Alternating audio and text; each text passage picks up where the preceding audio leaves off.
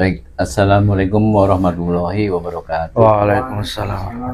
Alhamdulillah, alhamdulillahilladzi hadana li hada wa ma kunna linahtadiya laula an hadallah. Asyhadu an la ilaha illallah, asyhadu anna Muhammadan abduhu wa rasuluhu la nabiyya ba'da. Allahumma shalli wa sallim wa barik ala sayyidina Muhammadin wa ala alihi wa sahbihi ajmain wa ba'du. Rabbi shrah li sadri wa yassir li amri wahlul 'uqdatam min lisani yafqahu qawli. Alhamdulillah, pada kesempatan malam ini ya kita Allah izinkan untuk kembali melaksanakan rutinan ya Dokmong Live di Dakomang Indramayu. Semoga pemirsa semua di Dakomang Indramayu baik-baik saja ya.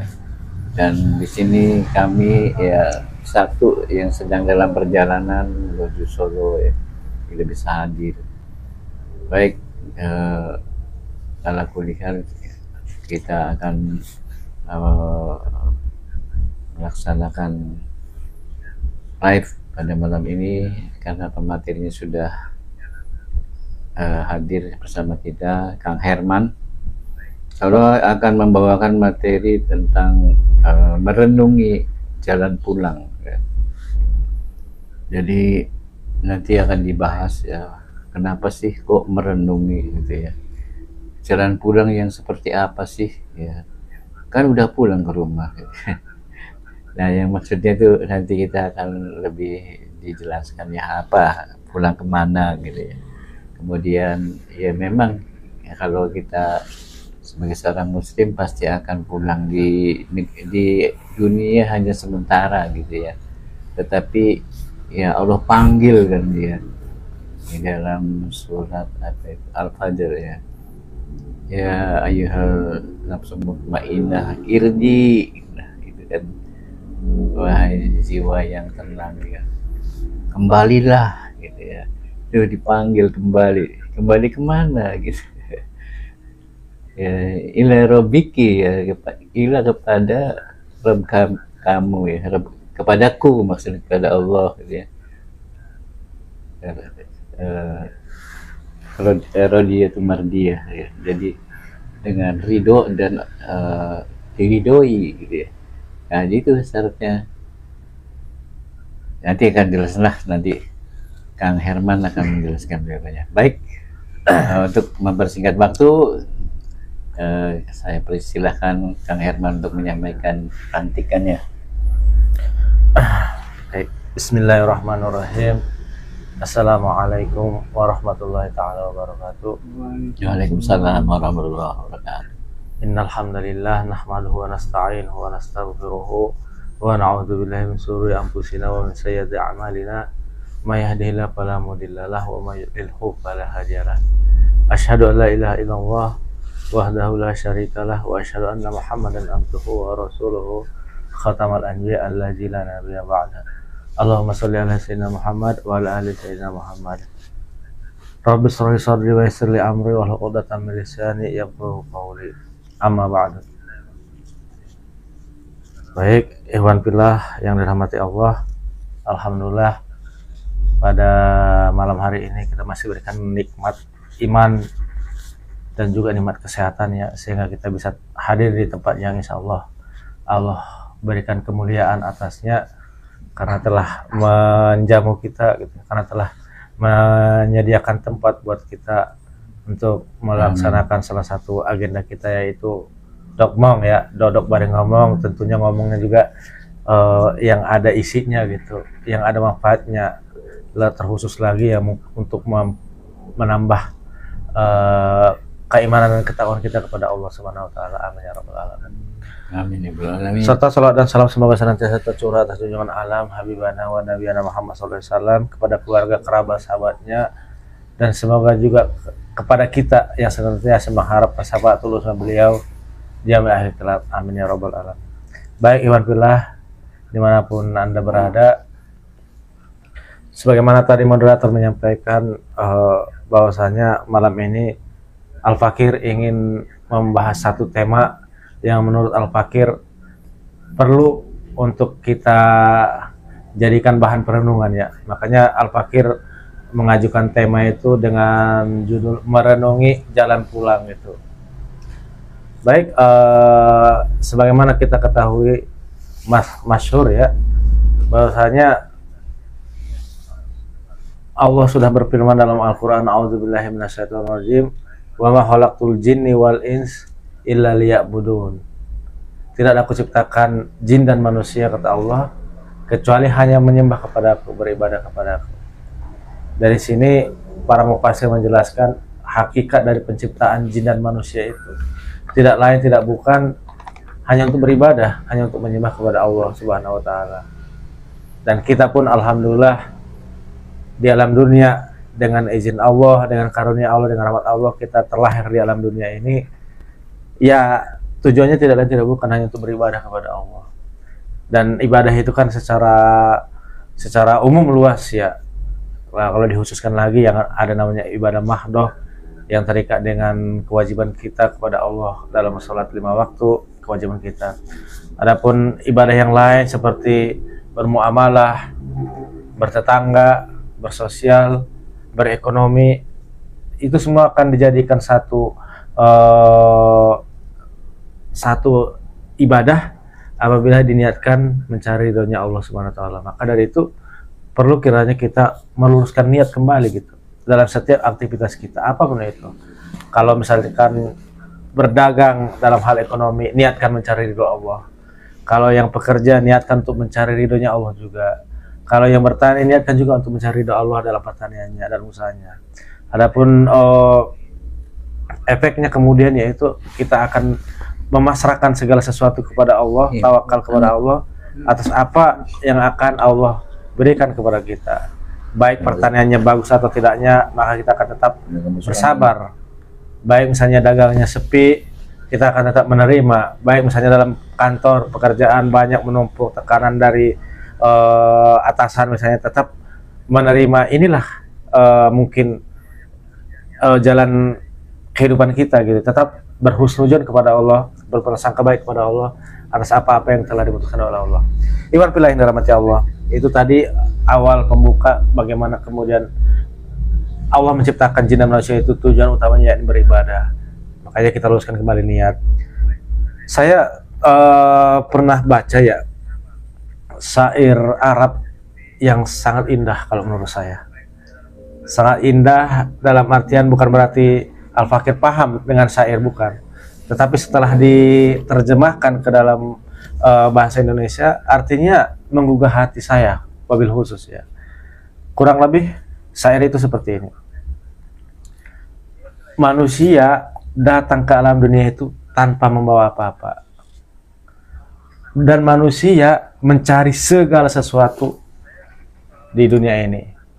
Dan manusia akan kembali kepada Allah tanpa membawa apa-apa. Kemudian manusia itu akan dihisap oleh Allah atas segala sesuatu yang dikerjakan dalam dunia. Ini menarik, Iwan Filah. Bagaimana kemudian kita yang terlalai, terlupa dengan syair ini, seolah-olah kita itu kayak yang dipukul lah kepala kita itu, biar eling lah. Sun, aja ngoyo-ngoyo temen sun usahaku. Tukang lali sholat, ya. Tekang meninggalkan kewajiban, ya. Tekang ora amanah kenang amanah sing Gusti Allah, curang dalam perniagaan misalnya ya, curang dalam pekerjaan atau mungkin korupsi. Nah apa sih? Ya ini harus ingat, manusia itu datang ke alam dunia ini emang bawa apa? Punten, laka kelambi acan sun. Iya boleh. Metu sing jebul sing weteng ngembok kita aku orang gak apa-apa. Justru punten nggak kotor maupun ku getih. Ya boleh, getih ketuban ke kotor orang rumah. Orang nggak apa-apa. Sin nah apa kapa manungsa wis mulai beranjak dewasa justru ingin meraih segala sesuatu, keinginan yang ingin dicumponan kah? Keinginan nafsu sahwati, pengen ini, pengen itu, pengen ini, pengen itu. Padahal harus ingat sebelum kita ke alam dunia ini kita nggak bawa apa-apa. Lahir ke alam dunia pun kita tidak mau membawa apa-apa. Kenapa begitu sekarang kita setelah bisa berpikir ingin meraih segala sesuatu, keinginan ya, bukan kebutuhan. Perlu dibedakan. Kalau kebutuhan itu ya termasuk sandang pangan, itu memang harus. tidak bisa tidak harus dipenuhi. Bagaimanapun caranya, asal tetap dalam koridor syariah yang halal. Adapun kemudian keinginan itu, ini yang tidak terbatas gitu. Keinginan itu tidak terbatas. Dia itu akan semakin haus apabila kita menuruti hawa nafsu kita. Ya, manusia itu ingin meraih segala sesuatu, apa yang diingininya, apa yang menjadi ambisinya, mau itu tahta, mau itu harta, mau itu jabatan, mau itu kekuasaan, mau itu kelas strata sosial, agar dipandang di masyarakat, agar dihargai. Itu manusia itu berlomba-lomba ke sana untuk meraih itu, bahkan dengan segala cara ya. Sebagai contoh misalkan untuk menjadi orang yang memiliki kedudukan, misalkan menghalalkan segala cara dengan cara-cara yang sebenarnya Allah tidak ridhoi gitu. Ya, contoh kecil misalnya pengen jadi bupati misalkan, pengen jadi pejabat-pejabat yang lain, dia harus menggunakan duitnya untuk mengambil suara rakyat. Itu bahasa klisenya itu menyogok lah. Bagaimana caranya bisa masuk? Ya disuap rakyat dengan uang. Cuma kan tidak bahasa suap, hanya saja dipermanis saja, itu sebagai bahasa bujukan untuk mengambil hati, mengambil suara dari masyarakat. Intinya ya tetap itu sogokan, dan sogokan itu Allah jelas haramkan kan gitu. Yang menyogok yang disogok itu jelas sama-sama mendapat dosa dari Allah. Nah, itu yang kedua, manusia dilahirkan tidak membawa apa-apa, tetapi setelah ada di dunia dia ingin meraih segala sesuatu, keinginannya ambisinya ingin diraih. Dan yang ketiga, dan manusia itu pun akan kembali kepada Allah dengan tidak membawa yang tadi, dengan tidak membawa sesuatu, hartanya, jabatannya, kekuasaannya, ya, keluarganya, dia akan tinggalkan. Tetapi kemudian dia akan dihisap atas apa yang dilakukannya di dalam dunia. Mau hartanya didapat dari mana, akan menjadi hisap. Bagaimana seorang kepala keluarga mendidik keluarganya, anak-anaknya, ini juga akan dihisap. Bagaimana kemudian dalam hal ekonomi, muamalahnya, ibadah madonya akan dihisap. Saya ingat ya qaulnya Ustadz almarhum Hasanuddin ya. Beliau pernah mengatakan ini di Dokmo waktu di Darussalam. Abdurrahman bin Auf radhiyallahu an, sahabat Rasulullah yang mulia, yang menyumbangkan hampir seluruh hartanya di jalan Allah saja untuk masuk ke surganya Allah itu, menurut beberapa riwayat itu sampai merangkak. Itu Abdurrahman bin Auf, sahabat Rasul yang mulia, Orang kaya ya. orang kaya, bukan hanya kaya, itu mah dermawan sekali di jalan Allah, hartanya sudah tidak ada. Kalau sekarang mah miliarder lah disebutnya. Tapi untuk sampai ke surganya Allah itu dia sampai merangkak. Ya kita bersujudan, Abdurrahman bin Auf itu sahabat Rasul, pasti beliau mencari rezekinya dengan rezeki yang halal kan. Tentu dengan koridor syariah. Kenapa bisa lama? Ya ternyata kan nanti di akhirat itu ada hisab. 1 rupiah yang kita peroleh itu akan dipertanggungjawabkan. Apalagi sampai 1 juta, 1 miliar, lebih panjang lagi hisabnya kan. Itu kalau beda lagi kalau itu. Itu kalau harta yang kita raih dengan cara baik-baik saja dihisab sedemikian panjangnya. Punten-punten, misalnya kalau duitnya hasil korupsi. Mending kalau korupsinya cuma 1.000, 2.000 atau 100.000, 1 juta. Kalau korupsinya rame-rame, berjamaah, miliaran bahkan triliunan, bahkan sampai-sampai amit-amit di lingkaran koruptornya itu banyak ulama-ulama yang kemudian dipasang untuk menjadi tameng sebagai pembenaran. Nauzubillah summa nauzubillah. Makin lama lagi prosesnya, makin lama lagi hisabnya. Makanya betul kata Rasulullah itu, kekuasaannya itu akan menjadi fitnah di akhirat kelak. Betul, akan jadi fitnah di akhirat kelak. Bagi siapa? Ya bagi mereka yang tidak amanah mengemban amanah itu. Bagi mereka yang curang, mengkhianati, akan menjadi fitnah. Baik, itu yang ketiga ya. Yang keempat itu summa, dan kemudian mereka itu akan dihisab oleh Allah atas apa-apa yang mereka perbuat, atas apa-apa yang mereka raih, atas apa-apa yang mereka lakukan. Akan dihisab, termasuk kita. Makanya Al-Fakir di sini ingin mengajak semuanya rekan-rekan gitu ya. Ini bahan renungan kita juga. Ya punten lah, kita sekarang sudah jadi kepala keluarga. Artinya kita tidak hanya memimpin diri kita sendiri, tetapi juga memimpin istri kita, juga memimpin anak-anak kita. Nah, ya kan, anak-anak kita ini kan amanah dari Allah. Kalau yang namanya orang amanah, punten, sebagai contoh, Pak Teguh, ini ada motor saya titipin, saya mau pulang kampung dulu 1 bulan. Misalnya ya, ini motor saya titipin, berarti itu amanah ya Pak ya. Kemudian sesudah saya pulang dari kampung itu, motor saya ini nggak ada bannya satu. Kira-kira ini analoginya saja dulu. Wajarkah saya mempertanyakan kemana ban yang satu kepada Pak Teguh? Wajar dong. Wajar. Yang punya motor kan saya, yang ketitipan kan Pak Teguh. Berarti amanah itu harus ditunaikan. Sun, orang buru kita ji motor ya buru ning garasi bae, buru selaka ban siji kita mah beli berapa apa. Di dudu mengkonon konsepnya. Kapas di pai amanahku ya kudu amanah. Kudu dijaga. Iya kan? Iya. Jangan sampai hilang lah. Jangan sampai hilang, apalagi hilang. Rusak. Ya hilang banyak satu aja udah urusan beli. Ya artinya kepribasan itu. Begitu juga dengan anak-anak kita. Amanah dari Allah, Allah titipkan, kita yang ingin punya anak kan. Iya. Kalau anak itu kan nggak tahu menawur, wuru jebul sing wetenge mboke. Seandainya anak kita memilih, dia juga pasti ingin punya orang tua yang seperti seperti A, B, C. Ya kan memang karena qadarullah, kita yang pengen punya anak, Allah titipkan anak itu lewat istri kita, gitu kan. Jadi itu kan amanah, harus kita didik, harus kita jaga. Nggak gampang, emang nggak gampang. Siapa bilang gampang? Di sini bukan cerita gampang atau mudah. Cuman karena memang itu adalah amanah, sebisa mungkin kita bisa mendidik, sebisa mungkin kita untuk bisa mengarahkan ke jalan yang benar gitu. Di sinilah peran kita orang tua ini berat. Makanya nanti di hadapan Allah akan dipertanggungjawabkan. Sebagai seorang suami, tanggung jawabnya sudah tertunaikan belum? Ya kan? Kalau misalnya sebagai seorang suami tanggung jawabnya tidak tertunaikan, di hadapan Allah jelas. Pada saat akad nikah itu kan otomatis orang tua itu sudah melepaskan anaknya untuk kita kan sebagai laki-laki. Pindah tanggung jawab. Pindah tanggung jawab. Ya tadinya minta makan sama orang tua, minta segala sesuatu sama orang tua, minta jajan, minta apa sama orang tua. Begitu kita nikahi, otomatis kan tanggung jawab itu beralih ke kita.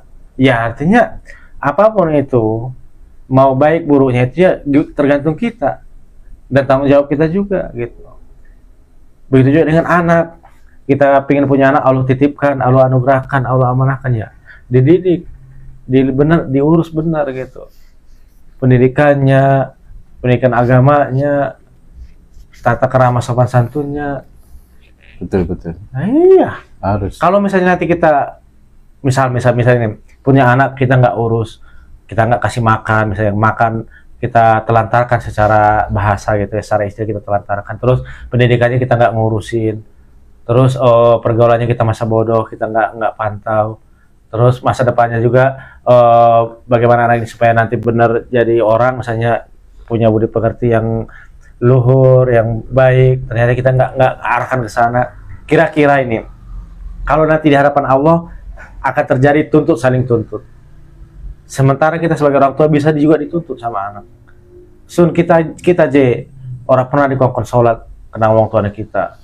Kita je orang pernah dikongkon ibadah kena wong tuanya kita. Wong tuanya kita mah sholat ongko baik, kita mah beli sholat dia orang diwara, orang diumbangi. Iya, kamu jadi resiko.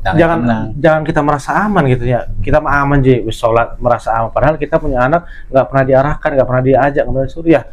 Anak nuntut ya kita orang pernah dinasehati, orang pernah diwara, orang pernah dikonsolat. Ini renungan kita juga. Jadi makanya tadi yang 4 hal tadi ya, yang secara poinnya itu tadi, manusia datang tidak membawa apa-apa, yang pertama, yang kedua tetapi setelah di dunia ingin meraih segala sesuatu keinginannya, yang ketiga itu kemudian dia meninggalkan alam dunia ini dengan tidak membawa segala sesuatu yang diusahakannya, kecuali yang 3 hal tadi kan. Ya, amal ibadah, amal soleh kebaikannya, amal jariahnya, terus doa anak yang soleh itu. Kalau misalnya anaknya ngerti, kalau misalnya anaknya mau mendoakan, kita sudah tidak ada. Ya cuma 3 hal itu saja, ilmu yang bermanfaat. Cuma itu. Yang keempat yaitu kemudian dia akan dihisab atas apa-apa yang diperbuat di alam dunia, termasuk dalam hal usahanya, ambisinya untuk meraih segala perhiasan dunia ini gitu. Jadi saya kira itu ya 4 hal yang kemudian menjadi renungan kita. Ya harus setiap insan itu harus merenungkan ini. Karena apa? Sebagaimana sabda Rasulullah juga, perbanyaklah mengingat pemutus kenikmatan dunia agar hati kita menjadi lebih lembut, lebih lunak. Misalnya kita ngoyo-ngoyo ambisi ingin anu. Di saat kita diingatkan, misalnya dorong nyampe keinginannya sampeanku. priwe je kecewa beli kena Gusti Allah. Ya kalau misalnya dia nggak didasari oleh iman, dia pasti akan kecewa. Ya Allah, si Fulan mah bisa berhasil, kita mah beli misalnya nih. Si Fulan mah bisa anu, kita mah beli. Kalau ambisinya tidak didasari dengan Allah, itu tadi akan terjadi kekecewaan kepada Allah, akan bersuudon malah amit-amit kepada Allah. Makanya kemudian di sini kita harus pahami juga bahwasanya setiap manusia itu beda jalur ceritanya, beda perjuangannya, beda rintangan halangan yang dihadapinya, beda juga permasalahan-permasalahan yang kemudian akan muncul ke depannya. Maka di sana jangan sampai kita boleh mengejar cita-cita, boleh dianjurkan, silakan mengejar cita-cita. Cuman harus ingat, apabila cita-cita itu memang tidak Allah perkenankan, apakah kemudian harus bersuudon kepada Allah? Ya kan? Ya, kalau kita didasari dengan keimanan kita, ya Allah sun, kita harus berusaha untuk menjadi anu, memperoleh anu. Ternyata qadarullah tidak kesampaian, ya udah nerima saja, mungkin yang terbaik ini. Qanaah, menerima gitu. Jangan sampai tidak tercapai langsung murang-mareng, langsung ambek-ambekan lah tepuk gutek ning. Padahal bisa jadi itu memang nggak cocok buat kita, nggak bagus buat kita. Allah geser ke yang lain misalnya. Iya. Contoh Mas Hamzah tadinya pengen jadi tentara, mengikuti sang ayah misalnya, ya kan? Qadarullah tidak tercapai, jadi guru, pernah jadi guru ngajar. Qadarullah lagi nggak tahu entah apa, jadi kenapa penjaga. Jadi banting setir, jadi tukang dagang kacamata, sampai sekarang PMP. Tapi harus diingat, apakah ini kebetulan? Kan nggak ada yang kebetulan di alam dunia ini. Semua ini sudah Allah takdirkan, Allah perjalankan. Kita kan sebenarnya kita menjalani tadi sudah ada garis-garis ini ke sini, ini ke sini. Cuman kita yang menjalaninya mau kemana dulu? Kita mau ke patrol, mau lewat sumur adem tah, atau jalan mabal sing bogek mana manjing iringan sawah. Angger baik ketemu patrol. Apa pantura langsung lurus? Bisa. Ya, apa lewat anjatan dikit, kini Cilandak. Banyak jalan ya, banyak jalannya.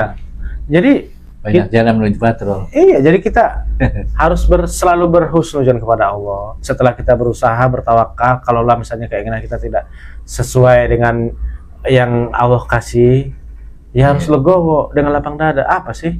Terima aja. Ya, gitu, harus menerima. Ini takdir, gitu. Sudah ketentuannya. Nah, gitu. Karena apa? Poinnya lagi, kita ini kan akan kembali kepada Allah. Jalan pulang yang saya maksud di sini itu ya, jalan kita ini pulang loh. Kita kan dari Allah kan. Inna lillahi wa inna ilaihi raji'un. Sesungguhnya kita dari Allah, wa inna ilaihi raji'un. Kita akan kepadanya, kepada Allah kembali. Kita ini kan dari surga, nenek buyut kita dari surga, diturunkan ke alam dunia, dan di dunia ini kita diuji, kan? Ya kan? Diuji oleh Allah supaya apa? Supaya Allah lihat siapa amalannya yang lebih baik di antara kalian. Nah, kemudian akan kembali kepada Allah juga, mau kita dalam keadaan beriman atau dalam keadaan kufur atau dalam keadaan musyrik, ini diuji di alam dunia ini, tempat ujiannya itu. Makanya harus banyak-banyak mengingat memutus kenikmatan itu apa? Di alam dunia ini kita nggak selamanya, ya kan? Di alam dunia ini kita hanya sebentar, hanya menumpang saja. Ya kalau kata kiai-kiai yang sering kita dengar ceramahnya itu ya, ibarat sebuah perjalanan menuju Indramayu, kita berhenti dulu di pom bensin ngisi bensin. Sok sing mau nguyu dikit, sing pengen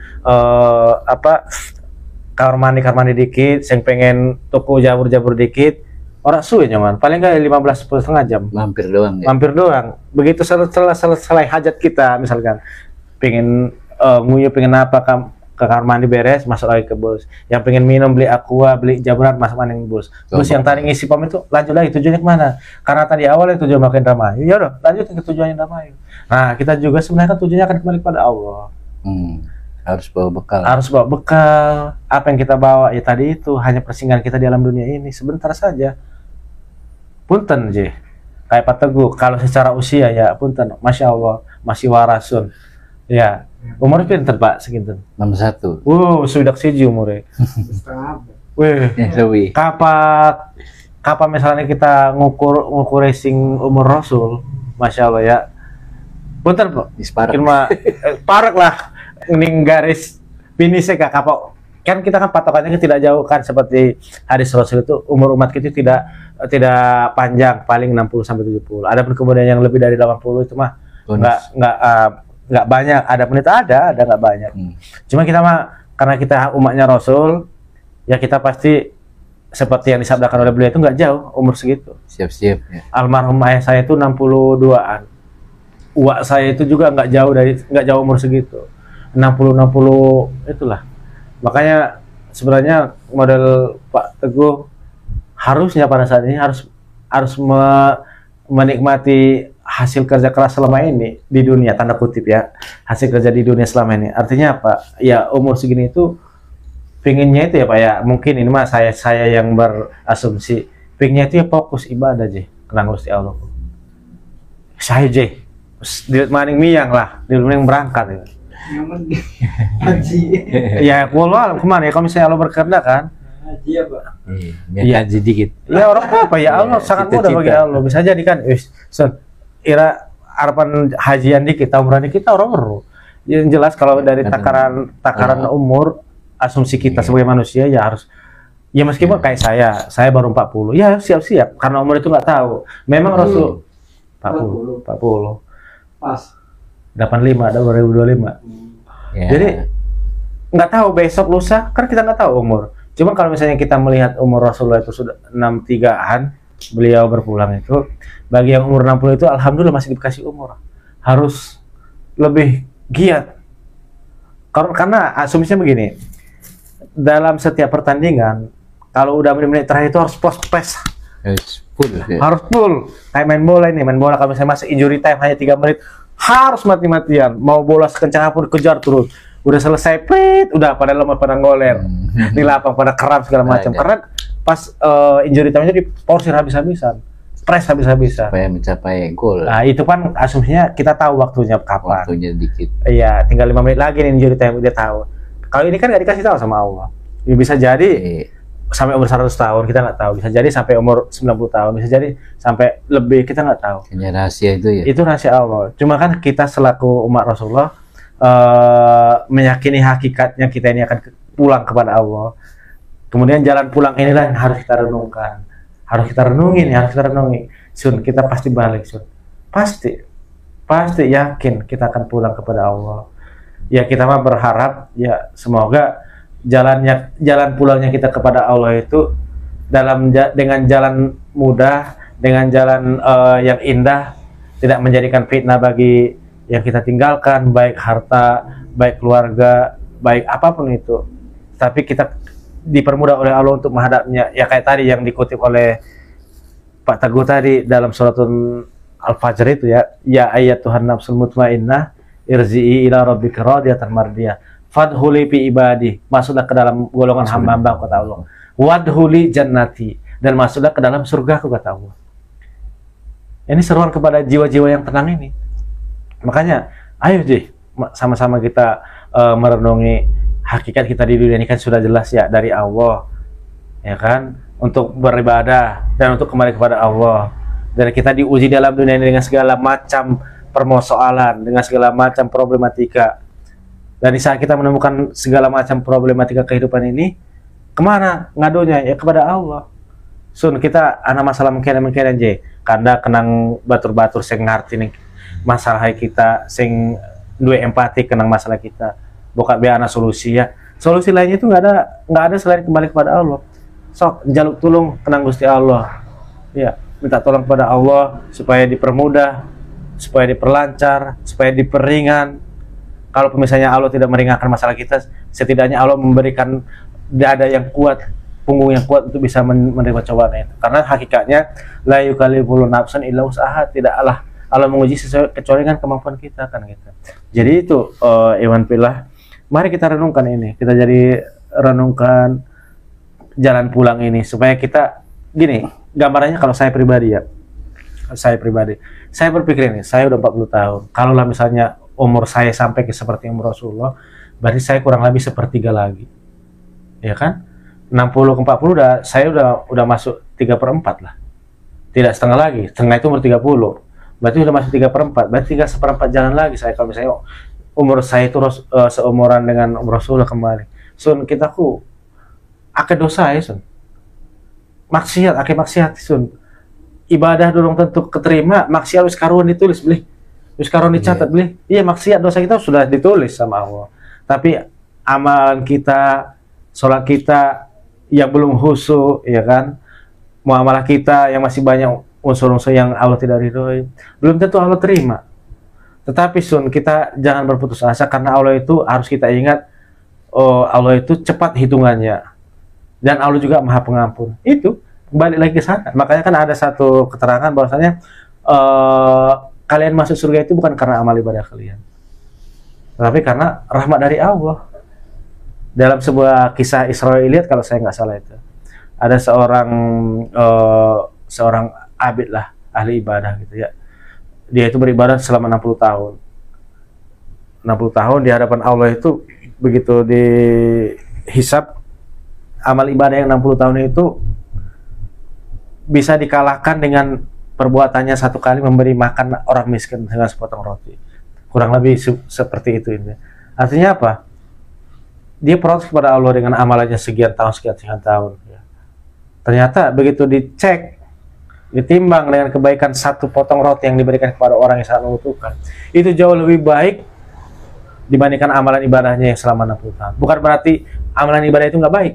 Baik, karena itu kewajiban. Cuman balik lagi tadi, di saat kita memberi sesuatu kepada orang yang sangat-sangat membutuhkan sekali meskipun hanya sepotong roti, itu jauh lebih baik daripada kita hanya memberikan ucapan nasihat, hanya memberikan motivasi. Orang kelaparan masuk ke rumah kita, Sun, kita kungelit tolong dinarak mangan, kita nasihati harus bekerja, harus, bukannya itu solusinya. Sok, anak segap beli, anak lah gue bagian karo gesek tak apa, karo sama bagian jipa, bagian segap bagian sok, suruh makan dulu, udah suruh makan dulu baru ngobrol. Kenapa? Orang yang lapar dikasih nasihat nggak bakal masuk, yang ada nafsu nyong. Iya nafsu sun, kita ngeli kalau dinasihati orang. Ya iya, kita ngeliku ya.